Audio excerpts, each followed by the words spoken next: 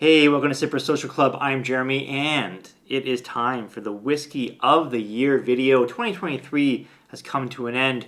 Another great year in whiskey, although I purchased much less this year. Definitely pulled back for sure. I think the way the whiskey landscape is, the way the prices are continuing to go up and up and up, honestly speaking, is taken away from the hobby a little bit for me. I used to be someone who would go out and hunt bottles and love the rush of a new release. And now I'm just finding myself not caring quite as much.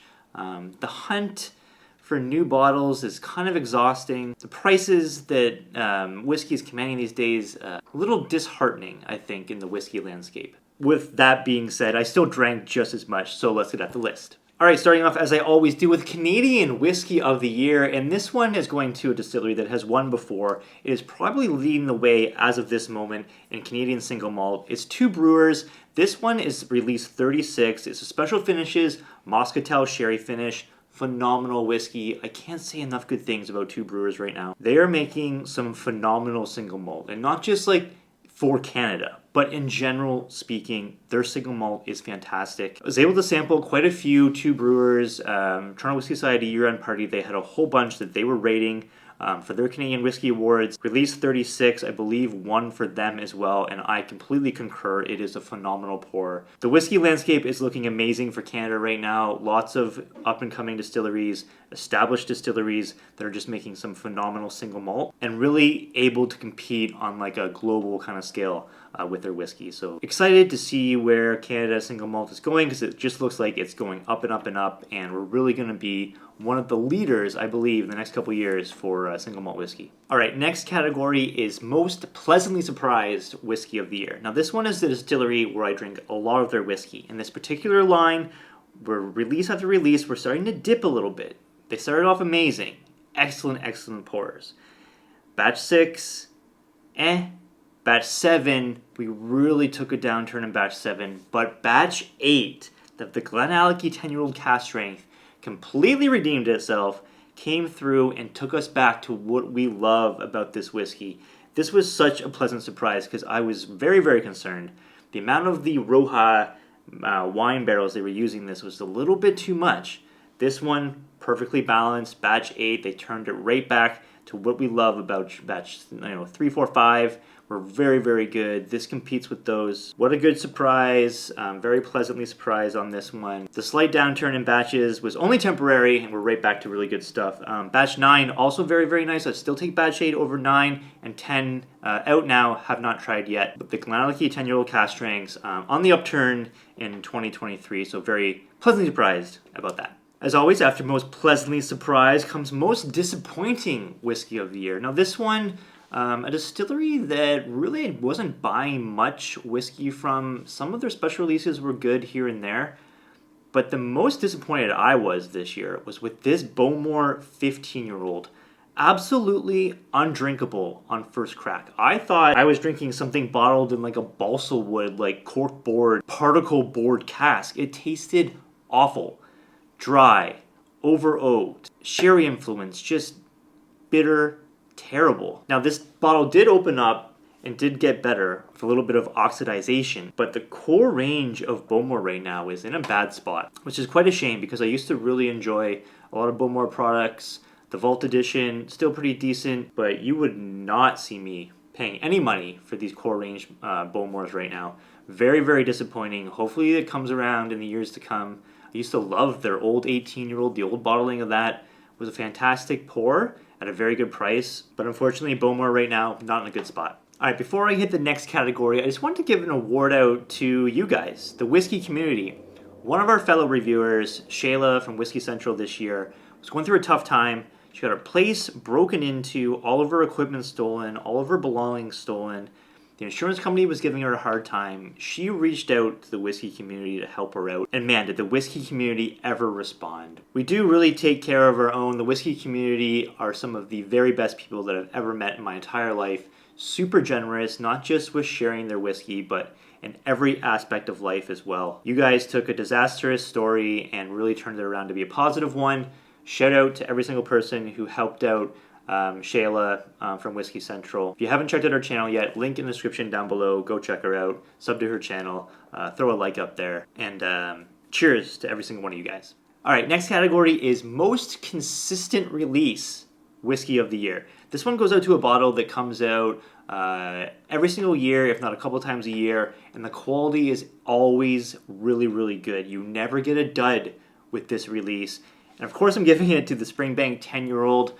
I mean, is this whiskey even getting better? I think the last review I did of this, I asked that question. Is Springbank 10 getting better? I mean, I think these releases are just consistently so good. I know, don't come after me in the comment section about Springbank not being available. It is very, very hard to get. But I think what they do with the 10-year-old, combination of sherry cask and ex-bourbon, it seems very, very consistent.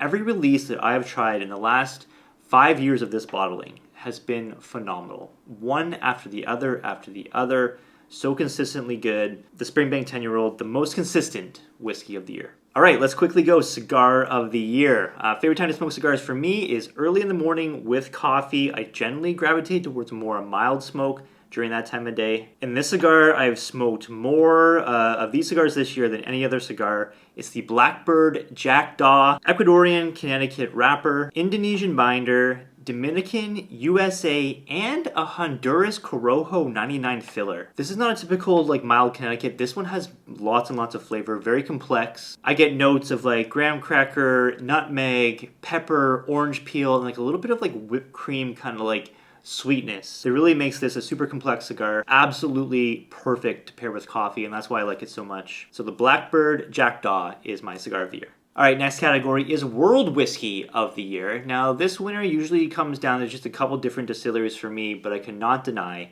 how much I've been enjoying the Cavafan Fino Sherry Cask this year. This is the second bottle that I've gone through. Absolutely phenomenal stuff. I don't know anyone that does Fino Sherry better than Cavalan. I honestly think that I enjoy this expression just as much as any other Cavalan, maybe even the most. I think maybe even this is my favorite expression from them. Of course, the Solus collection, they're all single barrels, but very consistent, very, very good. I've never had a bad Fino. In fact, they've all been fantastic. World Whisky of the year. All right, getting down to close to the end, the big category is coming up. This one is Distillery of the Year. Now, I'm not going to go with Springbank, which might seem like the obvious choice because, of course, they are producing what many people, including myself, would think is the best whiskey in Scotland right now. I'm going to go outside of Springbank. I think that this distillery that I'm going to choose for my Distillery of the Year not only has an amazing core range that has been consistent the last couple of years, but their special releases are very, very good. And I keep finding myself reaching back towards their bottles over and over and over again. And if you've been paying attention, you will know that that is Ben Romick.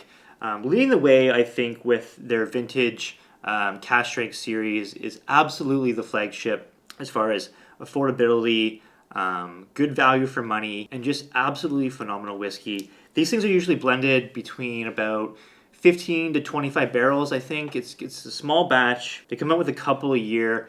It's all, I think, first fill sherry and first fill ex-bourbon. So you're getting loads of really good cask maturation, loads of flavor. Their core range, very, very good, affordable, readily available. And then their special releases, the Cara Gold, the Polish casks, the Peat and Sherry, all very, very well-priced whiskeys in a great, great quality, great value for money, great balance, great consistency in all the expressions. And I kind of just fell in love with the profile.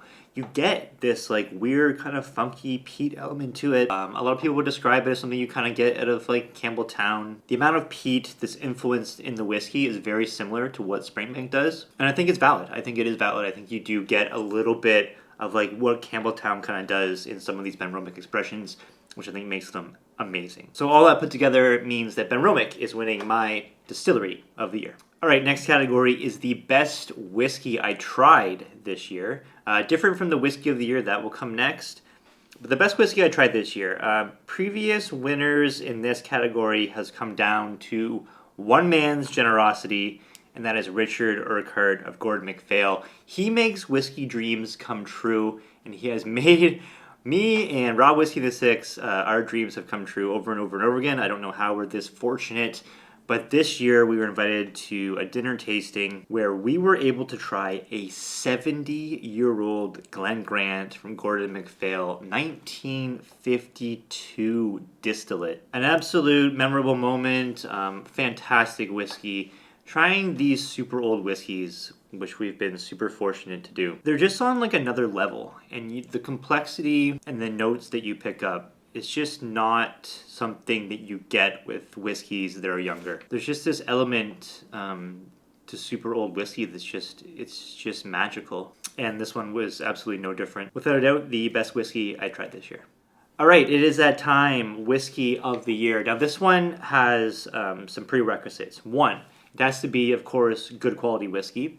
Two, it has to be good value for money. And three, it has to be available. You have to be able to go out and actually pick this thing up off the shelf. And the way with the whiskey landscape is these days, that is not normally an easy thing to do. But I have talked about this whiskey before. I absolutely love this whiskey. I pour it every single time where I'm not like, oh, what should I drink tonight? It's always sitting right in front of me, and I always know that it's going to be a great pour. It's good in any occasion, for any mood, and for any scenario. And that, for me, is the Ben Romick 15-year-old. A combination of sherry and ex-bourbon matured. This has an incredible balance of that really nice, subtle kind of peat, that like funky kind of element to it with the sherry cask. It delivers an amazing drinking experience. And for about 120 Canadian dollars, great value for money. And this at 43% ABV even has the whiskey snobs who refuse to buy anything below 46 having to admit that this is a pretty damn good whiskey. This is the poor man's Springbank 15. There, I said it. Absolutely go out and get yourself a bottle of this. You should be able to find it on the shelf. Even my friends in Ontario at the LCBO, they have this in stock at time of recording. Get out, get yourself a bottle. 120 Canadian dollars, a great purchase, great value. So there you have it. I've reviewed this before. Check the link down below if you want to see a complete review on this whiskey. And thanks to every single person who has supported the channel, all my Patreon subscribers, thank you so, so very much. Everyone who's commented, who's liked, who's subscribed, I appreciate you guys. And cheers to a great 2024. Happy holidays, happy new year. Cheers to you and yours.